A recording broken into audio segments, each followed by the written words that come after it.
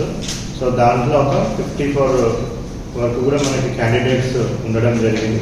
So తర్వాత టోటల్గా మనకి విత్డ్రాల్స్ అవన్నీ మొత్తం పోను తర్వాత మనకి మిగిలిన క్యాండిడేట్స్ మొత్తం 44 క్యాండిడేట్స్ మిగిలినారు. సో 29లో విత్డ్రాల్ అయిపోయినాక 44 క్యాండిడేట్స్. సో ఇప్పుడు మనం చూసుకున్నట్టయితే 44 క్యాండిడేట్స్ ప్లస్ నోటా కనుక్కొని టోటల్ 45 క్యాండిడేట్స్ ఉన్నప్పుడు మనకి బ్యాలెట్ యూనిట్కి 16 మెంబర్స్కి ఒక బ్యాలెట్ యూనిట్ అవసరం ఉంటుంది. సో 32 మెంబర్స్ ఉంటే 2 బ్యాలెట్ యూనిట్స్ అవసరం ఉంటుంది. సో ఇప్పుడు 32కి దాటి 45 వరకు మనకు ఉన్నారు కాబట్టి 3 బ్యాలెట్ యూనిట్స్ అవసరం ఉంది. అదేవిధంగా వివిప్యాట్లో కూడా మనకి పేపర్ రోల్ అనేది ఒకటి ఉంటుంది. సో ఆ పేపర్ రోల్లో కూడా క్యాండిడేట్స్కి మొత్తం కూడా సెట్ చేసిన క్యాండిడేట్స్ యొక్క సింబల్స్ వాళ్ళ పేరు కనిపించే విధంగా అన్నింటిలో కూడా లోడ్ చేయడం జరుగుతుంది. సింబల్ లోడింగ్ అంటారు.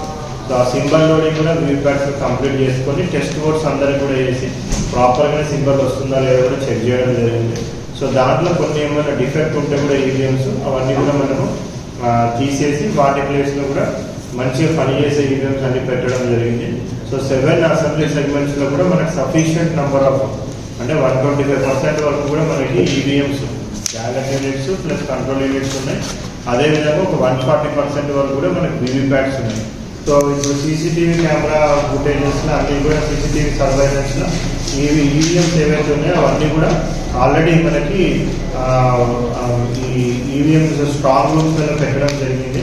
సో అవి రేపే మనము క్యాండిడేట్స్ ముంగట ఓపెన్ చేయడం జరుగుతుంది.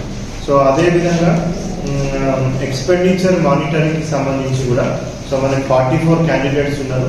2 మే రోజు, మళ్ళీ 6th మే రోజు, 10th మే రోజు కూడా. సో ఈ 2nd, 6th, 10th ఈ 3 డేట్స్లలో కూడా క్యాండిడేట్స్ అందరినీ కూడా పిలిచి వాళ్ళ డే టు డే రిజిస్టర్స్ ఏవైతే ఉంటే అవన్నీ కూడా వెరిఫై చేయడం జరిగింది. సో అదేవిధంగా షాడో అబ్జర్వేషన్ రిజిస్టర్ అని మా దగ్గర ఉంటుంది.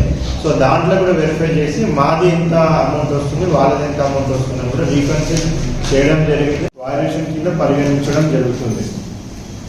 సో ఇవి కాకుండా మనం చూసినట్టయితే టోటల్గా మనకి సక్సెస్ఫుల్గా హోమ్ ఓటింగ్ అంటే అబ్సెంటీ ఓటర్స్ ఓటింగ్ అంటారు. సో సీనియర్ సిటిజన్స్కి హోమ్ ఓటింగ్ చేయడం జరిగింది. మళ్ళీ పీడబ్ల్యూడీ ఓటర్స్కి హోమ్ ఓటింగ్ చేయడం జరిగింది. ఎవరికైతే ఇంట్రెస్టెడ్ ఉన్నారో ఎసెన్షియల్ సర్వీసెస్లో ఉన్న వాళ్ళకు కూడా పోస్టల్ ఓటింగ్ సెంటర్ ఒకటి మనం కలెక్టరేట్లో ఏర్పాటు చేసి వాళ్ళకు కూడా మనము పోస్టల్ బ్యాలెట్ ఇవ్వడం జరిగింది. సో దీంట్లో మొత్తం మనకి హోమ్ ఓటింగ్లో చూసుకున్నట్టయితే 1635 మంది మొత్తం మన 7 పార్లమెంట్ సెగ్మెంట్స్ పరిధిలో 7 అసెంబ్లీ సెగ్మెంట్స్ పరిధిలో మెదక్ పార్లమెంట్లో 1635 మంది మనకి ఈ హోమ్ ఓటింగ్ ఫెసిలిటీ అనేది ఆబ్సెంటీ ఓటర్స్ కేటగిరీ అంటారు. ఈ ఆబ్సెంటీ ఓటర్స్ మొత్తం 1635 మంది వాళ్ళు ఈ ఫెసిలిటీ అనేది యూజ్ చేసుకున్నారు. పోలీస్ తరఫున పకడ్బందీ ఏర్పాట్లు చేయడం జరిగింది. మెదక్ జిల్లాలో మొత్తము 770 పోలింగ్ స్టేషన్స్, 530 పోలింగ్ లొకేషన్స్ ఉన్నాయి. వీటికి సంబంధించి ప్రతి పోలింగ్ స్టేషన్కి ఒక పీసీ కానీ ఒక హోమ్ గార్డ్ కానీ ఏర్పాటు చేయడం జరిగింది. అదేవిధంగా ఐడెంటిఫై చేయబడినటువంటి 45 క్రిటికల్ పోలింగ్ స్టేషన్ లొకేషన్స్లో సిఏపిఎఫ్ సంబంధించి 22.5 సెక్షన్ల బలగాలను కూడా మోహరించడం జరిగింది. ఇక్కడ పోలింగ్ జరిగే ప్రాంతాలలో మెయిన్గా పోలీస్ వాళ్ళు లా అండ్ ఆర్డర్ని, తర్వాత ప్రజల్లో ఎటువంటి భయభ్రాంతులు గురి కాకుండా వాళ్ళ ఓటు హక్కును సజావుగా నిర్వర్తించేటట్లు పోలీసు వాళ్ళు చూస్తారు. ఇది పోలింగ్ స్టేషన్కి సంబంధించి. అదేవిధంగా ఈరోజు సాయంత్రం 6 గంటల నుంచి ఎల్లుండి 6 గంటల వరకు కూడా డ్రై డే సందర్భంగా ఎటువంటి మద్యం అమ్మకాలు కానీ లేదా క్యాష్ డిస్ట్రిబ్యూషన్ ఇట్లాంటివి జరగకుండా పకడ్బందీ చర్యలు తీసుకునేటట్లు ప్రతి పోలీస్ స్టేషన్లో రిజర్వ్ సిబ్బందిని ఏర్పాటు చేయడం జరిగింది. అదేవిధంగా బయట నుంచి వచ్చినటువంటి ప్రతి ఇన్స్పెక్టర్స్ కానీ డిఎస్పీస్ కానీ మనకు టోటల్ బయట నుంచి ఒక 6 మెంబర్స్ డిఎస్పీస్, 19 మంది సిఐలు బయట నుంచి వచ్చారు.